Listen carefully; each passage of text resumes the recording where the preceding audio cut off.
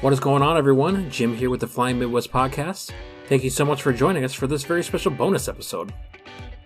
Each episode, there's a little bit of content that doesn't make it into the episode and ends up on the cutting room floor. We'll bring you some of that this week. From episode 2, talking about training, we'll discuss a little bit more about our thoughts on flight simulators during your flight training experience. From episode 5, learning through experience with Lion Templin, we'll share another one of his in-flight stories as a lesson for all of us. And from episode 6, we'll hear more from Piper brand ambassador Elle Taylor on her experiences at Minnesota State University in Mankato, and who was her biggest influence as she pursued a career in aviation. We won't have a full crew this time around, but rest assured that Maddie, Trevor, and I will all be back next week for a full episode featuring a special guest that we've been dropping clues on for the last 2 weeks. The bonus episode of the podcast starts right now. Crystal Tower Information Whiskey 21530 Zulu, wind 060 at 5. 076 Mike Juliet, this is departure radar contact. Hazardous weather information from Minnesota available on flight service frequency. You've dialed in the Flying Midwest podcast, connecting aviators from across America's heartland, sharing news, information, and events from around the region. Calling Nicky Bits of Novi Tower, Roger, turn left heading 070, runway 9er, clear for takeoff. Sit back, relax, and join our crew for some hangar talk as we discuss a wide variety of regional aviation topics. Departure 71143, flying flight, L runway 28 left, push takeoff, left hand south first. And now, from our home at the Anoka County Blaine Airport, our checklist is complete, and we're ready for departure for another episode of the Flying Midwest podcast. Contact departure, every flight. Welcome to the Flying Midwest podcast, everyone. My name's Jim Schilling, and I'm one of your hosts. My two co-hosts, Trevor Norman and Maddie Johnson, won't be joining me this time around as we decided to do this special bonus episode of the podcast. So what happened was, due to some scheduling constraints and some other issues, our schedule for typical release of every 2 weeks got pushed off by a week. So rather than wait, 3 weeks before our episodes, we decided that on our regularly scheduled release date, we would put out this bonus episode. As I mentioned in the intro, each episode does have a little bit of content that we do unfortunately have to cut due to time constraints. Otherwise, we'd have a podcast that goes an hour and a half to 2 hours. And I'm sure you get tired of hearing our voices after about 10 minutes. Just as a general formatting rule, we try to keep it around an hour or so to be respectful of the time of our audience.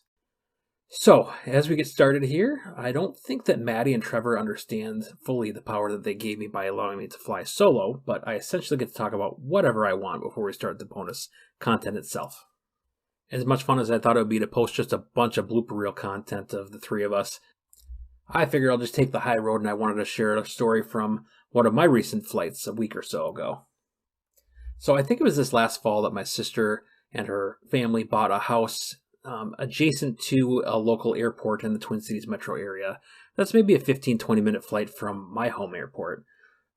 Their house has a great view from their back picture window of the approach end of one of the runways at this uncontrolled airport. So my sister has 2 young kids, and obviously I am the cool uncle because I'm a pilot. That should just go without saying. We had to burn about 2 hours off of our aircraft before our next oil change, so I decided I would just go and do some pattern work over at this airport. So my sister was at home for the day. She's there with her daughter, and I sent her a message, said I'd be going over to that airport doing some pattern work, and if her and my niece wanted to watch, they could, peek out the window. The wind wasn't favoring that runway specifically, but they'd be able to look out their window. They got this nice open field area to still watch the aircraft in the pattern. My plan was to get away from the larger controlled airport that I fly out of and maybe do some power off 180s. I'm working on my commercial rating, so I thought that going to that smaller uncontrolled airport, I might have a chance to get some of those maneuvers in. I was mistaken. It was an absolutely beautiful day. First real nice day of spring for us to get up and do some flying. And obviously a lot of other people had the same idea I did, to knock some of that rust off and get some flight time in. So just the volume that we had in the traffic pattern over there, I wasn't able to do my power off 180s right away. I just worked the pattern with everybody else that was over there and just kind of knocked off some of that rust. Once the pattern slowed down a little bit, I was the only one left over there. I did get the opportunity to work on those power off 180s. One of the fun and challenging parts about those maneuvers for me, especially at an uncontrolled airport, is the traffic calls just come so quick as you're doing that maneuver. So it kind of tested my skills in that regard, and in an area that admittedly is not one of my stronger suits of doing those uncontrolled airport traffic calls. So as I got ready to head back to my home airport, my final landing at that airport, I went to the run-up area and I just checked my phone real quick, and I got the coolest picture from my sister. My niece was sitting on the back of the couch. She had a pair of little binoculars out, and she had been watching me working the pattern at the airport. My sister grabbed some pictures of me in the pattern and a picture of her daughter, and it was just a really cool experience. I'm kind of personally hoping that their proximity to that airport will help them catch the aviation bug, so to speak, as well. Maybe take them up in the plane one day. But at the very least, I've got that picture to hang on to, and I feel like I've further solidified my place as the cool uncle. So, thanks for playing along and humoring me as I told my little story from a cool experience for me last week. But now, I get to share something that I've been excited to kind of spill the beans on for the last 2 weeks. So, several weeks ago, Maddie had reached out to this YouTuber that we have all come to really, really enjoy. He does do a lot of satire work on his YouTube channel, and the guy is just hilarious. We had the opportunity to sit down with him earlier this week to just do some prep work before the episode, and we just had such a blast. So we're going to be really excited to bring that episode to you in about a week.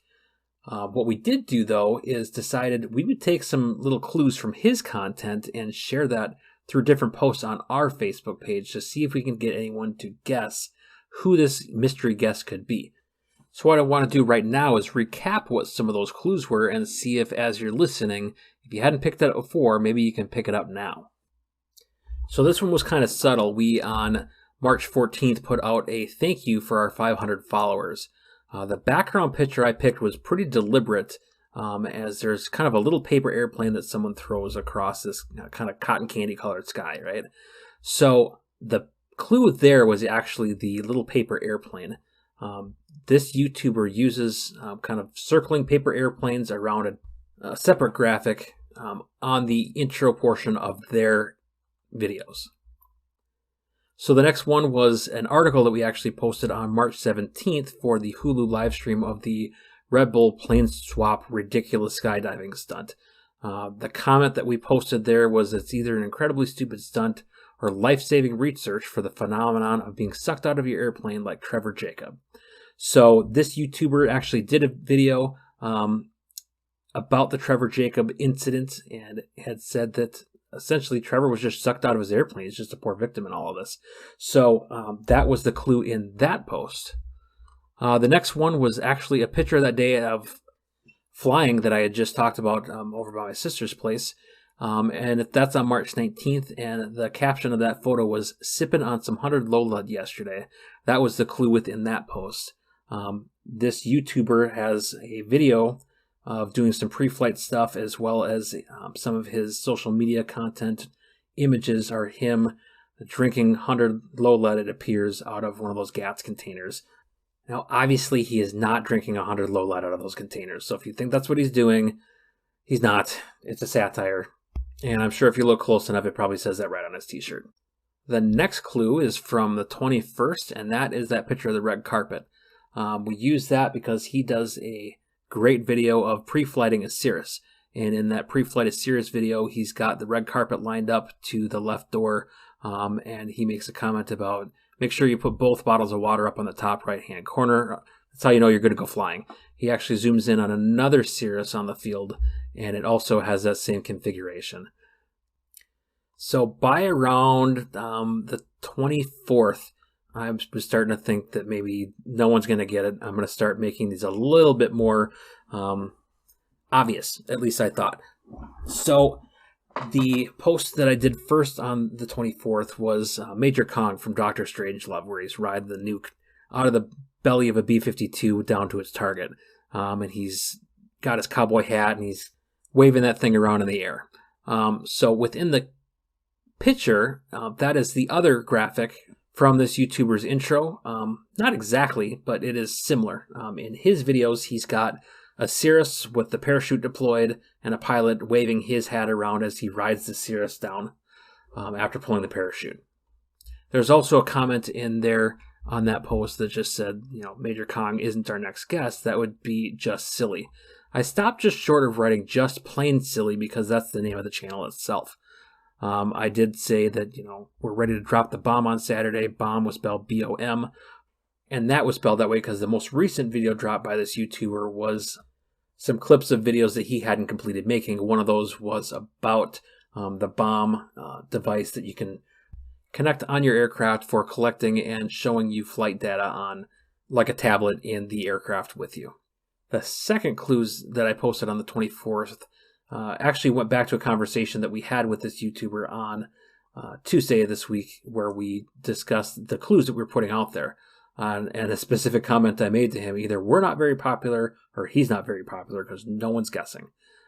So I put that in there just as that's kind of a joke for us based on our conversation. But the clue in there was directly related to a video that he did where he was not listed in an AOPA article that listed out a bunch of their favorite YouTubers. So he did that video, pretty funny if you haven't seen that one. And then from there, ALPA actually did a video response where he said he made a list, but they apologized for not putting him on that list and kind of mocked him a little bit for his response to it, all in good fun. Finally, there's two sets of clues on the 25th. The first of which is a reference to the yellow X on closed runways. This YouTuber does a video specifically on that, talks about special FAA approved lumber and paint and all of that. The final clue is an ode to the number of times he has been reported to the FSDO and FAA for various things by people who take him way too seriously. There are some people that don't have the same sense of humor or kind of miss the mark when he specifically mentions that his videos are satirical in nature, and he has had a few occasions of being reported to the FAA for various things. The clue itself, though, talks about reference to a student asking him something. Now, he's not a CFI. He doesn't claim to be a CFI, but then he specifically says in some of his videos, and by students I mean, and then says something ridiculous. So our quote there is one of those things and where he had said in a video, by students I mean I teach mechanical bull riding to people with vertigo at a local pub. Again, all that just in good fun, and as his channel is called, it's just plain silly. So, have you figured it out? If not, our next guest is Brian Turner. He has a YouTube channel called Just Plain Silly, spelled just like it should be, Plane. Some of my favorite videos on there are the Cirrus pre-flights, his hilarious take on the Trevor Jacob crash of him being sucked out of the airplane, and essentially poor Trevor's just a poor victim here. It's really funny. If you haven't seen it, I suggest you check that one out.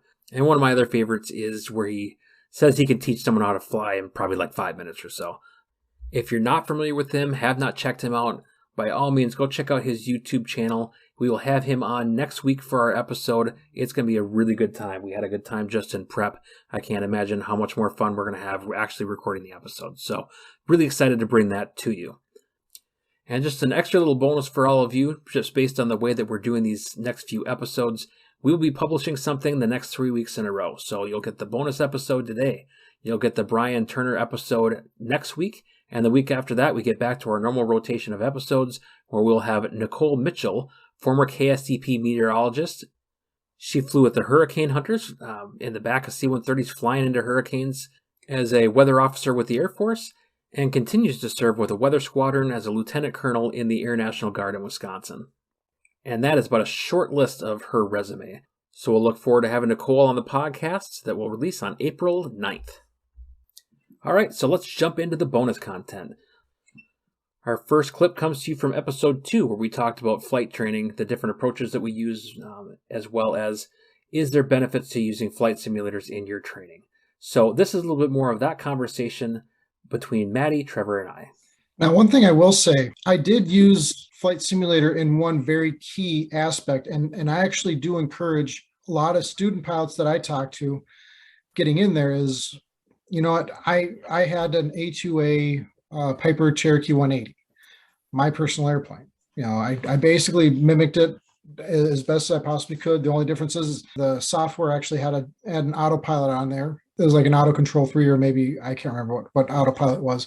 But basically, I started looking at, flight planning, working your E6B, your manual E6B, because Flight Simulator, you can actually, there's a road.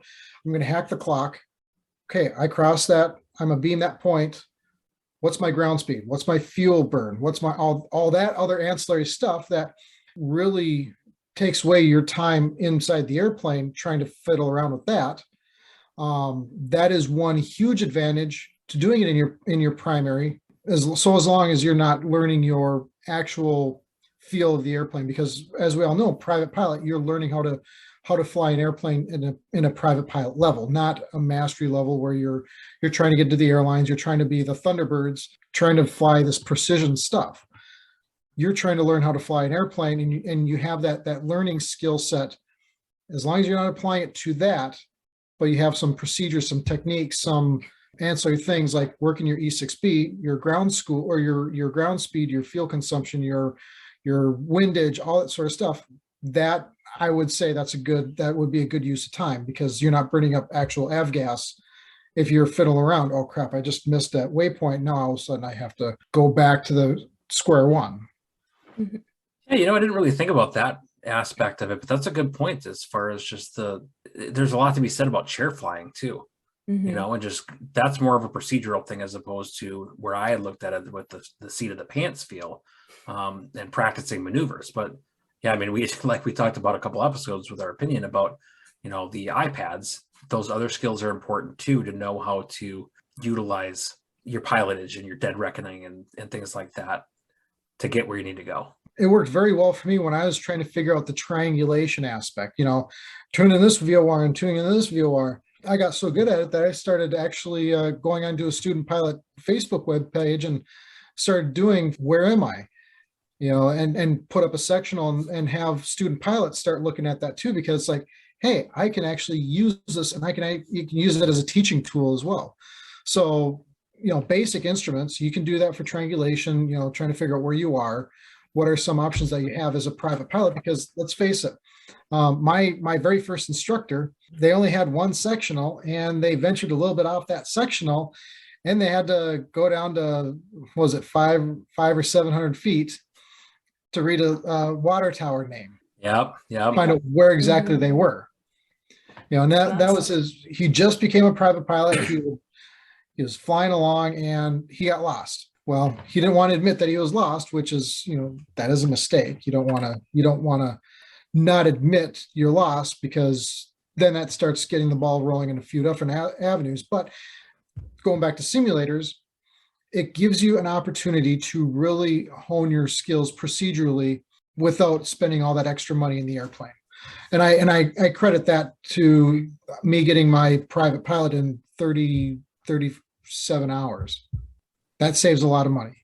Yeah, definitely. And I think I haven't personally experienced this very much, but I know I have a few friends who use Pilot Edge or VATSIM, and both of these programs simulate real ATC. And actually, there are a lot of real ATC people on there doing real ATC things, in a simulated environment. So you can call up, you take off in your fake aircraft, whatever you choose, and you can call up whomever, your nearest center, nearest tower, or whatever, and you can talk to them and they will give you real instructions. And I think I know a few of my friends have actually really benefited from that, and they actually went into their training very confident on the radios and actually doing quite well, for a beginner, and were able to have a head start on those skills. Especially radios seem to be one of the biggest strongholds. I guess people really have trouble all over the board with radios. I personally did. I was good at them at the end of my primary training, but definitely getting started, clam up. And I know I'm not the only one. I think everybody kind of has that, unless you have experience with radios, like your ham radio operator or what have you. But as long as you don't get into weird pitfalls, definitely can help confidence. And that's a good point too, is getting into those pitfalls and avoiding them. Most of my simulator time was with my instructor in an approved flight simulator environment. Granted, I had my own flight simulator FSX program at home, but there could be a tendency to develop bad habits and not realize you're doing it without the watchful eye of an instructor in that phase of instruction. But again, I don't see necessarily a disadvantage to what Trevor brought up earlier about chair flying your cross countries. That's some good practice just before that. But as far as like you're talking about with, the mic fright, trying to break that before you get in there and being procedurally sound with how you talk, that's important to just watch out for those kind of catches of developing potential bad habits if you're doing it on your own. So we're not your flight instructor, so obviously consult your own on how you want to go about the use of those kinds of tools. I definitely think the one big thing to keep in mind, just all over the board, when you're using a flight simulator on your own, you're not in an approved flight simulator with your instructor. It is for informational use only, if you will. It's not something that you're going to maybe apply directly. Even stuff with instruments, it probably won't react exactly the same. You clicking on your computer mouse is not going to be the same thing as actually touching those buttons. It will not be the same. It won't feel the same. It'll be different. So just keeping that in mind while you're doing those flight sims, whether you're not even a pilot yet, you haven't touched a real plane yet, or you're, just doing it for fun. You've already completed your commercial multi and all that kind of stuff. Just remembering to keep in mind that bad habits can be formed, and that knowing when you transition to an aircraft, it's going to be different, and that you need to just keep that in mind so you don't get yourself into trouble. And one thing I'll add on to that is back in the day, I was a big flight sim guy. I mean, I probably logged several thousand hours of flight sim when I was younger. I mean, it was a big hobby. But one thing that always got to me, even to today, and I don't know, maybe this is an unpopular opinion, but if we have somebody who's trying to become a private pilot, they're starting out at square one, don't go and try to fly the 747 right as a Cessna driver. There is specific training that you need to go through. And quite honestly, if you're looking to go airlines, you will be in a simulator. You will be flying advanced flight training devices that are procedure trainers. They're not the full motion, but you have the buttonology, you can do the clicks and all that sort of stuff.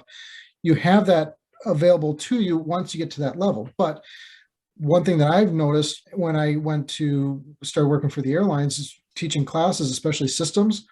You have people that are learning a lot of these bad habits, procedures, and things of that nature that really don't apply. Sometimes they're even backwards.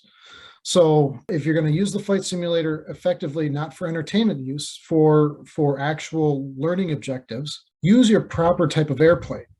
Now, I'm not saying go out there and spend $50 on an add-on. The flight simulator has a stock airplane that you can use for your instrument proficiency and things like that. But don't try to fly a 747 trying to learn the procedures in that. It will be a detriment to learning.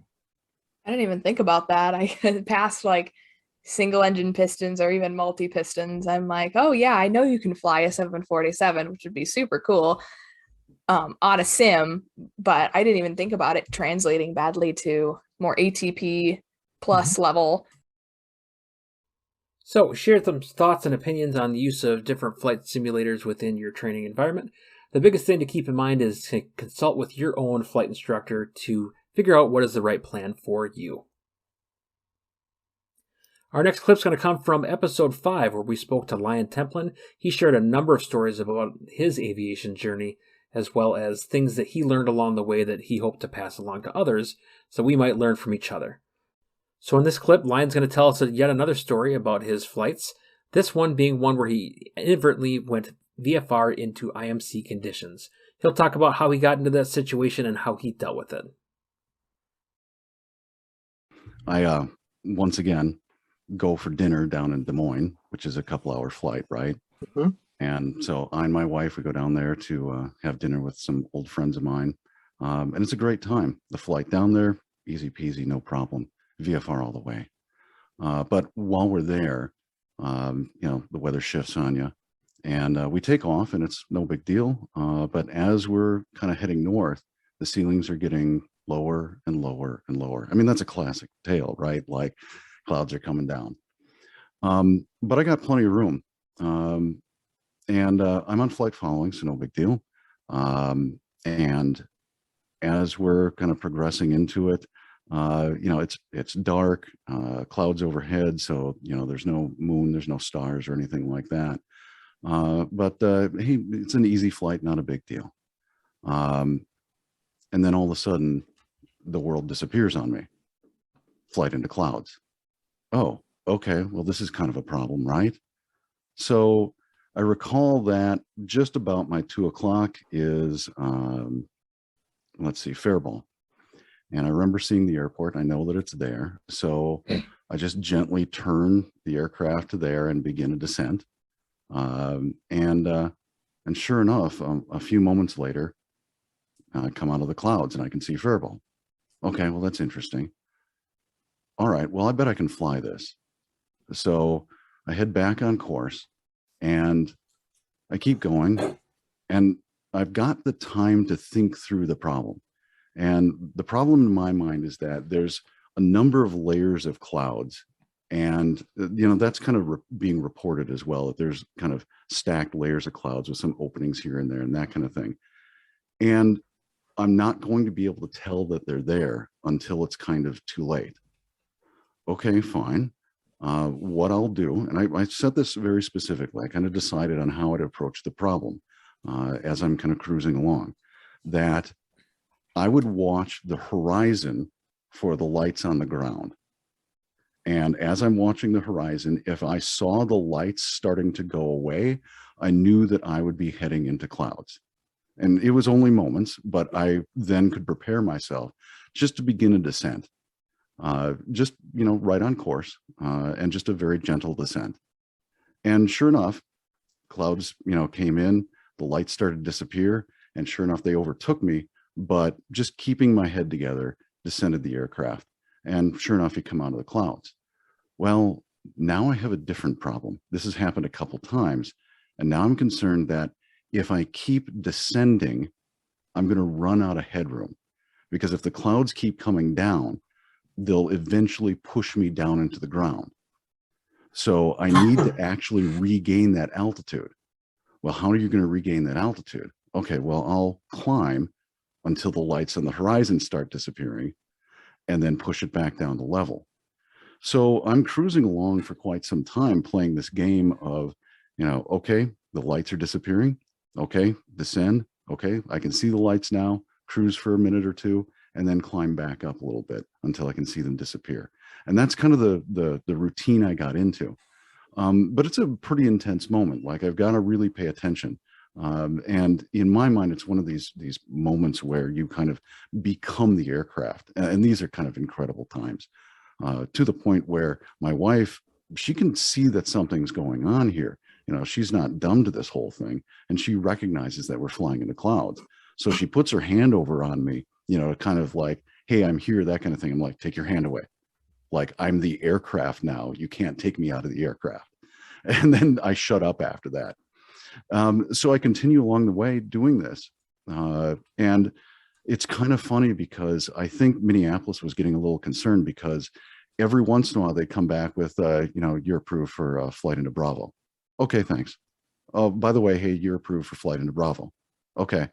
And I didn't really understand why, I'm, 45 miles out or more kind of thing. And they're giving me all this, but I'm pretty certain the controller was just like, we should check into this VFR guy that's clearly like changing altitude all the time, and make sure he's okay. And sure enough, after an hour or more of all of that, the sky cleared up over Minneapolis. I could see all the way across Minneapolis itself and see Anoka on the north side, and fantastic straight in landing, easy peasy. But it's one of these times where I had to kind of come up with something on the fly to figure out, how do I deal with the problem and think through the problem in the aircraft. And that's kind of what I talk about a little bit about, you've got time to figure it out if you take the time to think it through. And that turned into, in my mind, a really cool flight and something I will never forget. But it was really intense too. So there you go. More nighttime flying. And I think that, I don't know how many of you have read the book by Paul Craig, The Killing Zone. It kind of discusses that whole time range of between 50 and 350 hours where you're kind of out of the nest of the student environment and you're you're in this zone where you're starting to feel comfortable enough, but you're still, probably just about enough to be dangerous. And I believe that there's a section in there that actually talks about, the scud running and things like that. And just you start that descent and you're trying to get away from the clouds, but then you recognize that, that headroom's going away and you need to have your wits about you to know what your options are. Yeah, I knew that I was going to get in trouble if I kept descending. Like, I just saw that wasn't going to have a good end. So I had to figure out a way to safely regain altitude. And it was just kind of the same program, as finding the clouds to begin with. But I managed it myself at that point. That was intentional. And I never intended to go out and scud run. It's just the situation changed on me. Oh, right. Flight.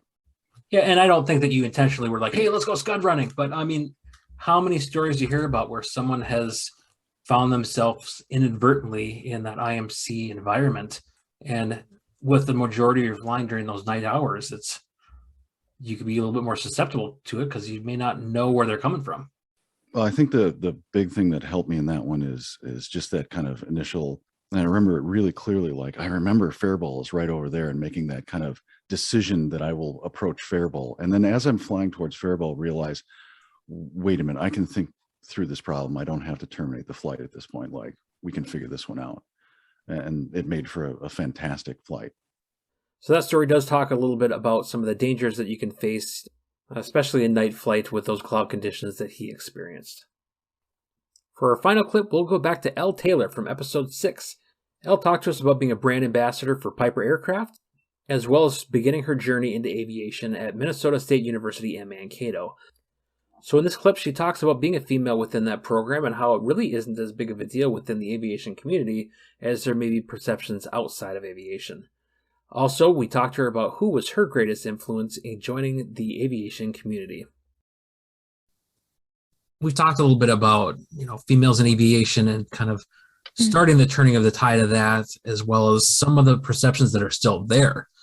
Have you had any challenges or adversity on your end going into aviation? Be it, just any pilot could have faced that adversity, or because of being a female going into aviation? I haven't, that has been super astronomical, but it was more the mentality coming into it.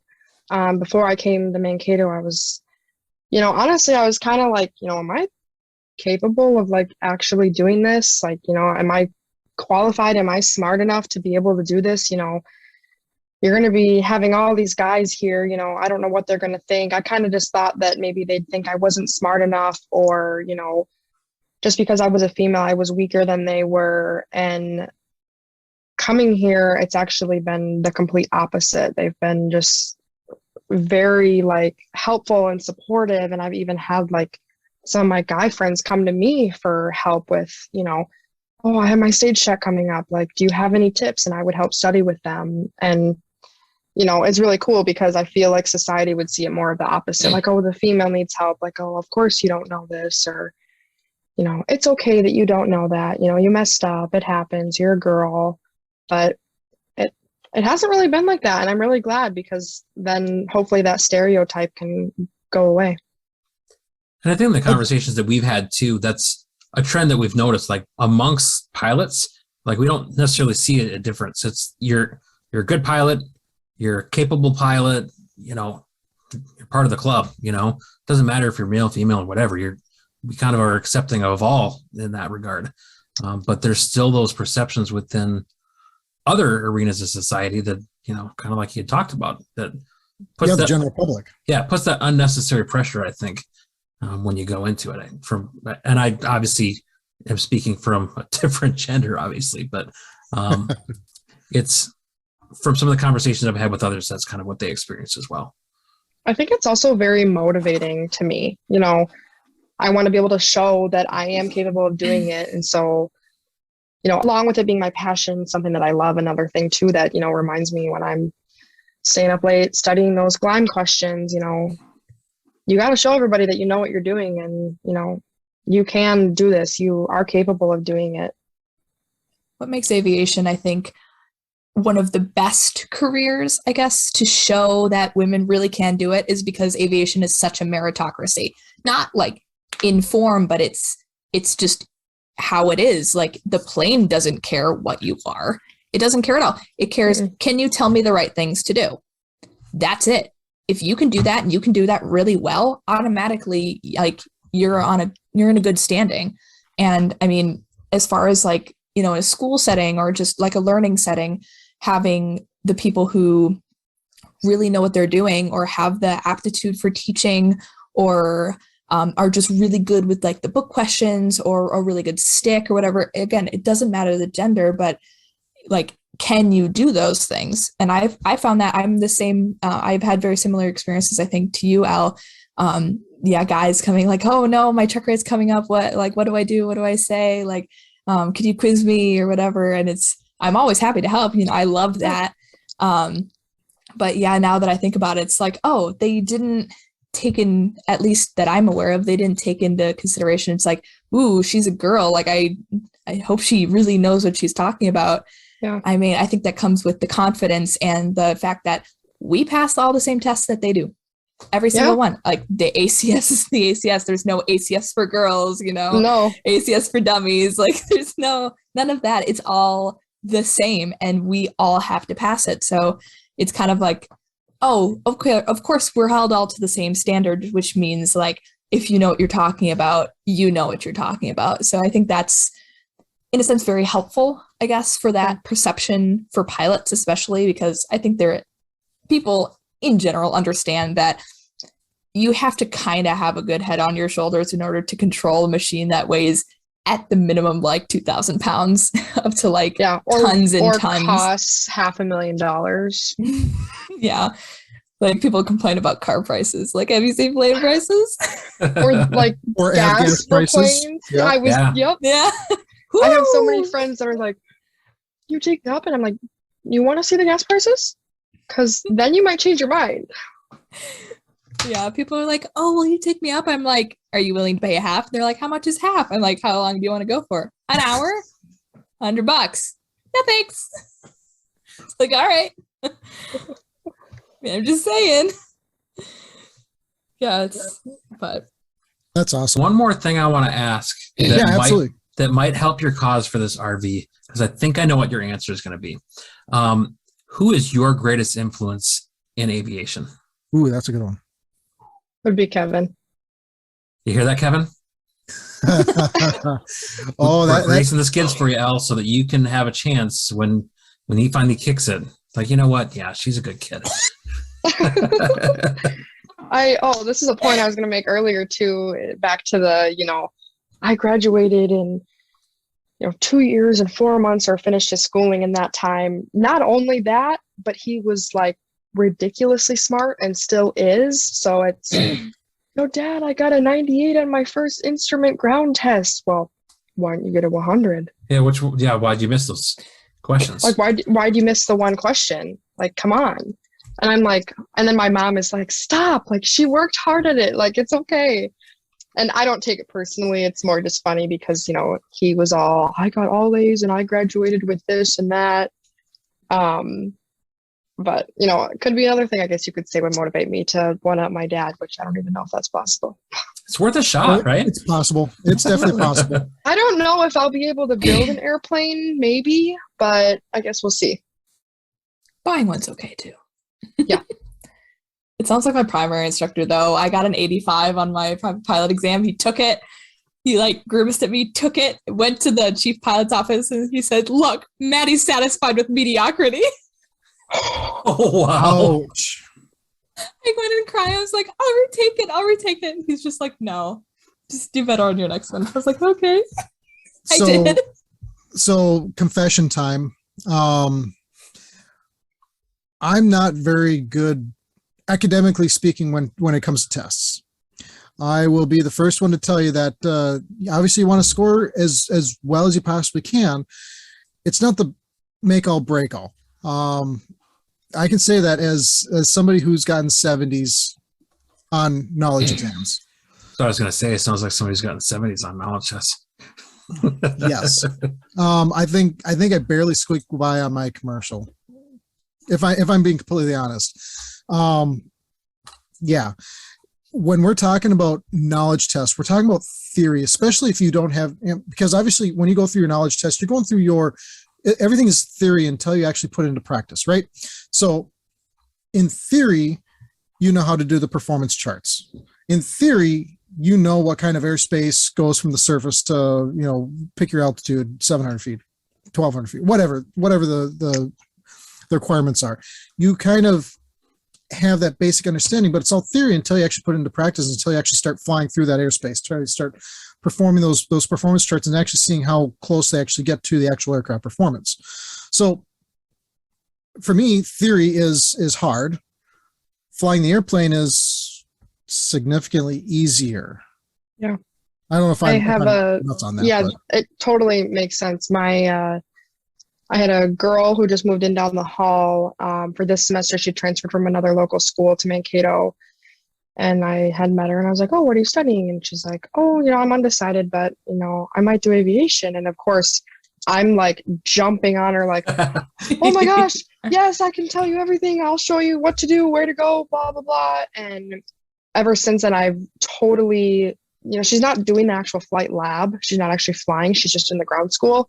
And I just keep telling her, I'm like, just go on a discovery flight. Like, just go. Like, it's way different being up there than it is learning the curriculum. Like, yeah, you might learn about airspace and, all the parts of the plane and the engine and, any other things. But being up in the plane is a lot different than, learning about it on the ground. And it's a lot different than like doing it in a simulator too. So hopefully with a little bit of help from us, Elle might have a chance of getting into that RV in the future after all. So Kevin, hope you're listening. Not just for the RV, but because of the tremendous amount of respect that Elle has for you and your part in her journey into aviation. So that's going to do it for this special episode of the Flying Midwest podcast. Hope you've enjoyed some of the extra content that hit our cutting room floor. We thought it'd be a nice idea to bring some of that back for you to enjoy those things that just couldn't fit into a regular episode. So before we go, as always, if you have any comments or ideas for future shows, you can reach out to us on any of our social media platforms, or you can email us at flyingmidwestpodcast@gmail.com. Also, don't forget to like, subscribe, or leave us some reviews on any of the platforms that you get your podcast from. That helps us grow our audience and share our content with others like you. So, for Maddie, Trevor, and I, until next time, see ya! Push 536, contact Minneapolis Center 132.35 today. Thanks so much for joining us on the Flying Midwest podcast. Until next time, podcast service terminated, squawk VFR, frequency change approved. Good day. It's time for the bloopers. It's not the pilot of the aircraft, but they're doing a lot of duties to assist. Did you laugh because I said duties? You're such a professional podcast. Yeah. A bill is working its way through the Kansas legislature. That's Miracle-Gro. I don't know why I have a lisp today. Gosh, it's bad. All right. I didn't do any talking today. Did you drink it all? I have had not even a half of a margarita. You polished off the neck and shoulders. That's enough to get somebody a little tipsy. I couldn't speak when we started, and I hadn't started drinking it. So I couldn't say 8,000. And you still can't. Okay, wait. I'm actually going to try to do a segment here. All right. Okay. I had something, and then I don't know where I stopped. Was it a margarita? No. Oh my gosh. I literally don't care about this at all. But I have to talk about it. All right, we're going to take that out and use that in the bloopers too. I literally don't care about this at all, but I have to talk about it. Get the plane in the area and you fly around. Who cares about taking off or landing? That stuff's not important. It's superb. At least they warned you beforehand instead of being like, haha. And they said, don't hold it in because it will hurt. Ooh, yeah, I can imagine. Bubble gum. Ladies and gentlemen, our show has devolved into fart jokes. I don't really want to be here, but I can't afford to not be here.